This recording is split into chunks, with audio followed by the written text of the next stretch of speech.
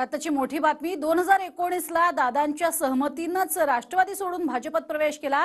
रक्तात राष्ट्रवादी आणि हृदयात भाजप असं म्हणत मल्हार पाटील यांनी वक्तव्य केलंय।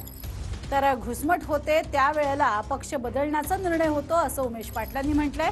2019 संदर्भात मल्हार पाटील यांनी आता भाष्य करू नये असं उमेश पाटलांनी म्हटलंय।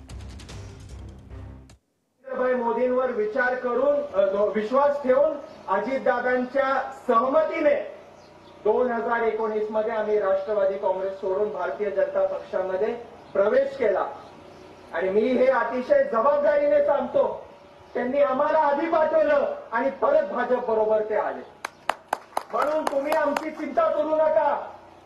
आमच्या रक्तामध्ये राष्ट्रवादी, आमच्या हृदयामध्ये भारतीय जनता पार्टी आणि आमच्या हातामध्ये धनुष्यबाण आहे।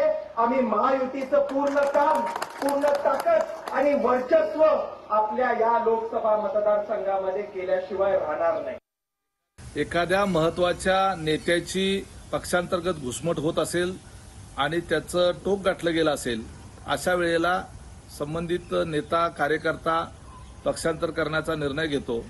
वास्तविक त्याला कुणाच्या सल्ल्याची आवश्यकता नसते, परंतु मल्हार पाटील यांनी जे वक्तव्य केले त्यावेळेस कदाचित ते लहान असतील।